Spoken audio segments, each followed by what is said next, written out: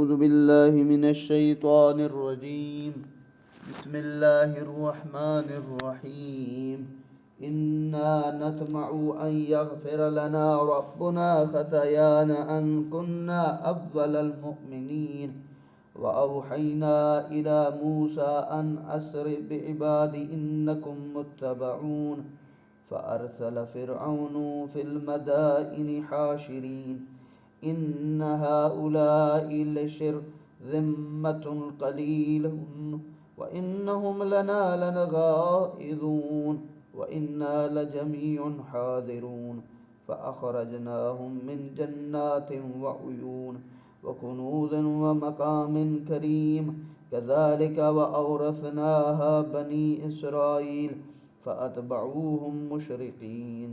فلما تراءى الجمعان قال أصحاب موسى إنا لمدركون قال كلا إن معي ربي سيهدين. فأوحينا إلى موسى أن اضرب بعصاك البحر فانفلق فكان كل فرق كالطود العظيم وأزلفنا ثم الآخرين وأنجينا موسى ومن معه أجمعين ثم أغرقنا الآخرين إن في ذلك لآية وما كان أكثرهم مؤمنين وإن ربك لهو العزيز الرحيم. واتل عليهم نبأ إبراهيم إذ قال لأبيه وقومه ما تعبدون قالوا نعبد أصناما فنظل لها عاكفين قال هل يسمعونكم إذ تدعون أو ينفعونكم أو يضرون قالوا بل وجدنا آباءنا كذلك يفعلون قال أفرأيتم ما كنتم تعبدون أنتم وآباؤكم الأقدمون فإنهم عدو لي إلا رب العالمين الذي خلقني فهو يهدين والذي هو يطعمني ويسقين وَإِذَا مَرِضْتُ فَهُوَ يَشْفِينِ. فرمایا ہم امید رکھتے ہیں ہمارا رب ہماری خطاؤں سے درگزر فرمائے گا کیونکہ ہم سب سے پہلے ایمان لائے. یعنی اول مومنین ہونے کی وجہ سے ایثار و ایمان کی مثال قائم ہو جاتی ہے جس کو آنے والی نسلیں مشعل راہ بناتی ہیں. بھائی وہ پہلے بندے تھے جنہوں نے ایمان لائے تھے، ہم انہی کی طرح ہو جائیں گے. اور ہم نے موسیٰ کی طرح وہی بھیجی کہ میرے بندوں کو لے کر رات نکل پڑیں، یقیناً آپ کا تعاقب کیا جائے گا، وہ آپ کے پیچھے بھاگے گا. فرعون نے شہروں میں ہار کارے بھیج دیے، اس نے سپاہیوں کو بھیجا، ان کے ساتھ یہ کہا کہ بے شک یہ لوگ چھوٹی سی جماعت ہیں، ٹھیک ہے، پریشان نہیں ہونا، چھوٹے سے ہیں، تھوڑی سی تعداد ہے. اور روایات میں ہے کہ 6 لاکھ سے زیادہ تقریباً بنی اسرائیل کی جو تعداد تھی، یعنی وہ اس 6 لاکھ کو بھی کم سمجھ رہا تھا. انہوں نے ہمیں بہت غصہ دلایا. یہ بدبخت آگے کہہ رہے ہیں اب ہم سب پوری طرح مستعد ہیں، تیار ہیں. چنانچہ ہم نے انہیں باغوں چشموں سے نکال دیا، خزانوں بہترین رہائش گاہوں سے بھی. اس طرح ہم نے بنی اسرائیل کو ان کے وارث بنا دیا. چنانچہ صبح ہوتے ہی فرعون کے لوگ ان کے پیچھے نکل پڑے. جب دونوں گروہ ایک دوسرے کو دکھائی دینے لگے تو موسیٰ کے ساتھیوں نے کہا ہم تو پکڑے جانے والے ہیں. موسیٰ نے کہا ہرگز نہیں، میرا پروردگار یقیناً میرے ساتھ ہے، وہ مجھے راستہ دکھا دے گا. پھر ہم نے موسیٰ کی طرف وحی کی، اپنا عصا سمندر پر پائیں. چنانچہ دریا پھٹ گیا اور اس کا ہر حصہ عظیم پہاڑ کی طرح ہو گیا، اور وہاں ہم نے دوسرے گروہ کو بھی نزدیک کر دیا. موسیٰ کے جو صحابی تھے وہ بڑے پریشان ہوئے جیسے ہی دیکھا، کہنے لگے وہ آ گیا، ٹھیک ہے اب ہم پکڑے جائیں گے. تو حضرت موسیٰ نے کہا پریشان ہونے کی بات نہیں ہے، اللہ ہے نا ہمارے ساتھ، ٹھیک ہے، وہ ذات پروردگار ہمارے ساتھ ہے اور ہمارے ساتھ انشاءاللہ ہم کامیاب ہو جائیں گے. اور وہ جب قریب آپ پہنچے پھر موسیٰ ان کے تمام ساتھیوں کو اللہ نے بچا لیا. وہ سمندر سے گزر گئے، درمیان میں راستہ بنا اور چلتے ہوئے نکل گئے. اس کے بعد وہ فرعون بھی اسی راستے پہ چلا. اسے کیا پتا تھا یہ موجزہ پروردگار ہے اور یہ تو موسیٰ اور اس کے اصحاب اس کے ساتھی تو گزر جائیں گے، میں تو ڈوب جاؤں. اس واقعے میں نشانی ہے. پھر ان میں سے اکثر ایمان نہیں لائے، پھر بھی ایمان نہیں لائے. یعنی بنی اسرائیل کی نجات، فرعون کے غرق ہونے کا درس، ایسا یہ واقعہ پیش آیا.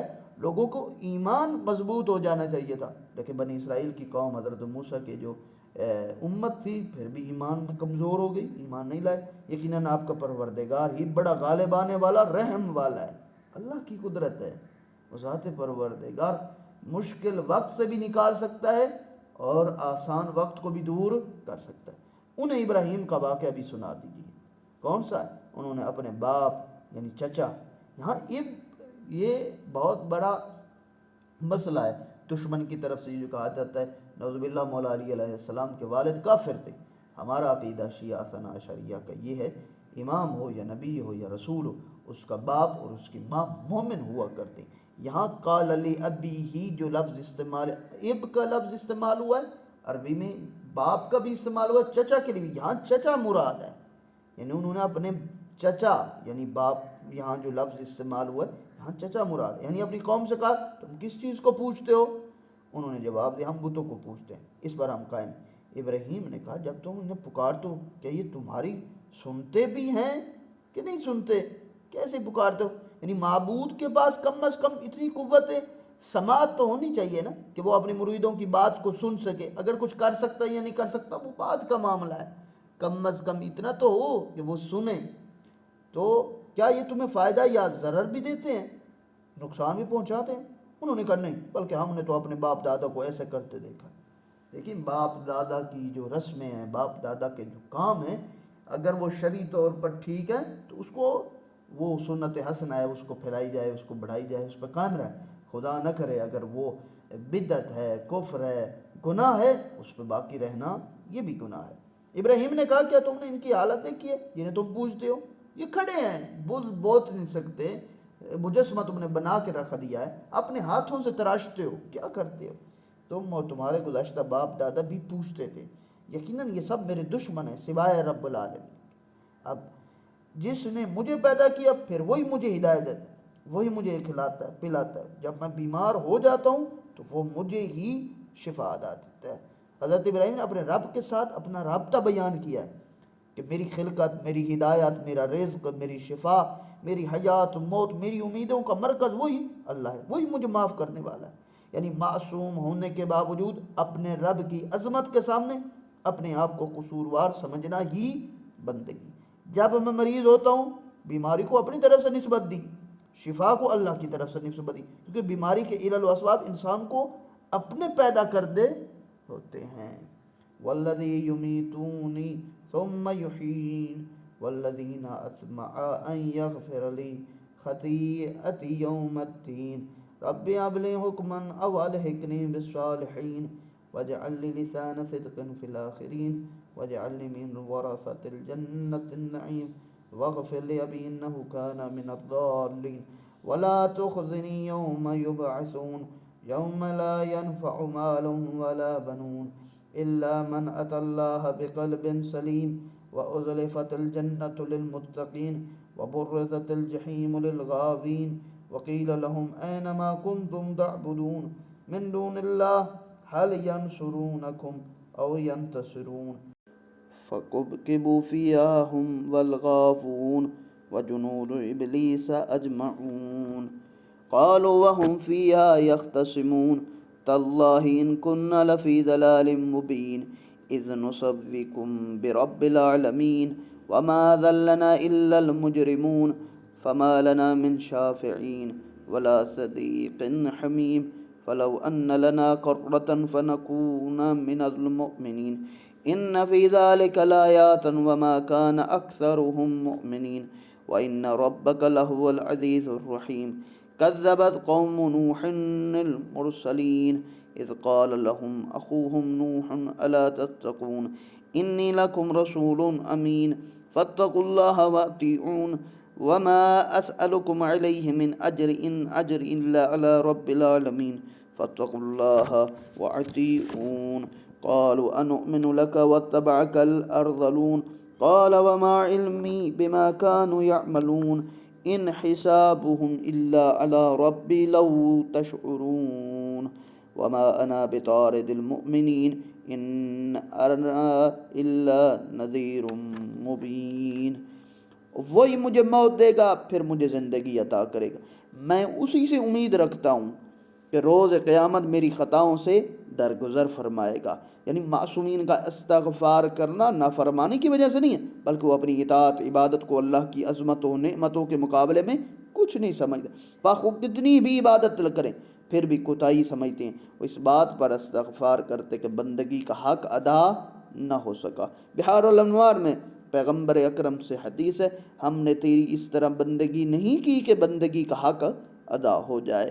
پھر فرمایا پروردگارہ مجھے حکمت عطا کر، صالحین میں شامل فرما، آنے والوں میں مجھے حقیقی ذکر جمیل عطا فرما، مجھے نعمتوں والی جنت کے وارثوں میں قرار دے، میرے باپ یعنی چچا کو بخش دے کیونکہ وہ گمراہوں میں سے ہے، مجھے اس روز رسوا نہ کرنا جب لوگ دوبارہ اٹھائے جائیں گے قیامت کے دن، اس روز نہ مال کچھ فائدہ دے گا نہ اولاد، سوائے اس کے جو اللہ کے حضور قلب سلیم لے کر آئے، اس روز جنت پرہیزگاروں کے نزدیک لائی جائے گی اور جہنم گمراہوں کے لیے ظاہر کی جائے گی۔ یہاں پر قیامت کے دن صرف قلب کی قدر ہوگی جس میں غیر اللہ کا شائبہ بھی نہ ہو، جو ہر قسم کے شرک اور ہوس پرستی سے محفوظ ہو۔ امام صادق علیہ السلام مستدرک الوسائل میں ہے، قلب سلیم وہ دل ہے جو حب دنیا سے سالم ہو۔ ایک دوسری روایت میں بحار میں ہے کہ اپنے رب سے جب ملاقات کرو تو اس کے دل میں رب کے سوا کوئی نہ ہو۔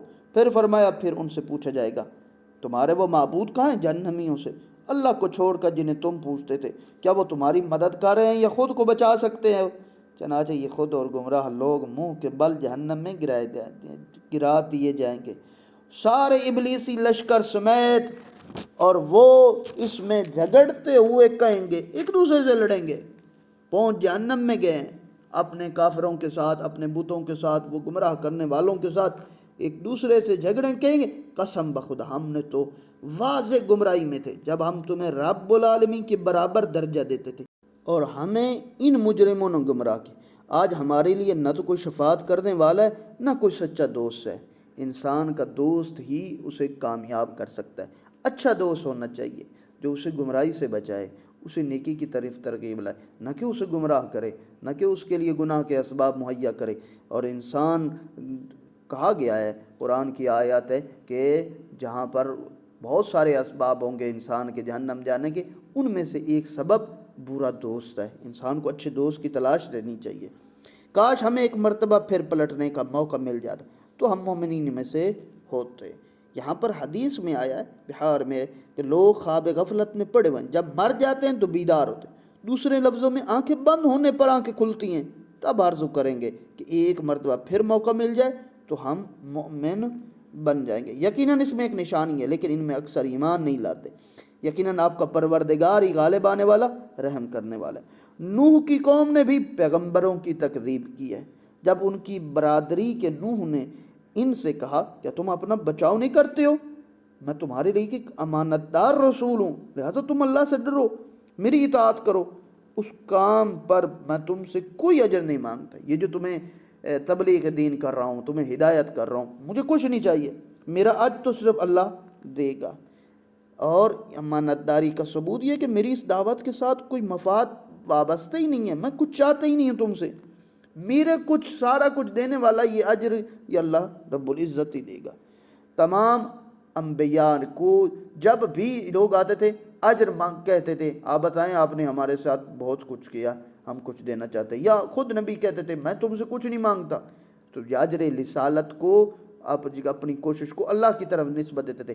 لیکن واحد ہمارے پیغمبر اکرم ہیں جنہیں کہا گیا کہ اگر یہ لوگ آپ سے اجر کا کہتے ہیں کہ ہم آپ کو کچھ دیں تو ان کو کہو مجھے کچھ نہیں چاہیے، اگر کچھ کرنا بھی چاہتے ہو میری اہل بیت سے مودت کرو، لہذا تم اللہ سے ڈرو، میری اطاعت کرو۔ انہوں نے کہا ہم تو تم پر کیسے ایمان لیں جبکہ ادنا درجے کے لوگ تمہارے پیروکار ہیں۔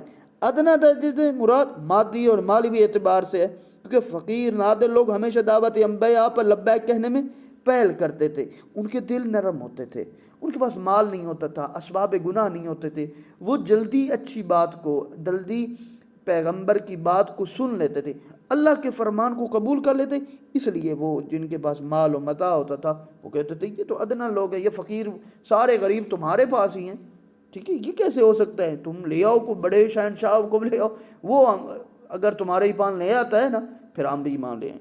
انہوں نے کہا مجھے علم نہیں وہ کیا کرتے رہے ہیں۔ ان کا حساب تو صرف میرے رب کے ذمہ، کاش تم اسے سمجھتے، اور میں مومنوں کو دھتکار نہیں سکتا، میں تو صرف و صرف صاف اور صریح انداز میں تنبیہ کرنے والا ہوں۔ کافروں کا مقصد یہ ہوتا ہے لوگ پیشے کے ساتھ کردار میں بھی کمتر درجے کے لوگ ہیں۔ اس توجہ سے آیات میں ربط معلوم ہو جاتا ہے کہ حضرت نوح نے فرمایا ایمان لانے سے پہلے وہ کیا کرتے تھے، اس کا مجھے علم نہیں ہے، ان کا حساب اللہ کے ساتھ ہے، یعنی ایمان سے ان کا سابقہ تمام گناہ معاف ہو جاتے۔ وہ ذات پروردگار بہتر جانتا ہے کیا کرنا ہے ان کے ساتھ جو مجھ پر ایمان لے آئے ہیں، اللہ پر ایمان لے آئے، اگرچہ وہ سابقہ بہت بڑے گناہ گار تھے یا برے تھے، جو بھی تھے، مجھے ان سے کوئی سروکار نہیں ہے، وہ ذات پروردگار خود ہی فیصلہ کرنے والا ہے۔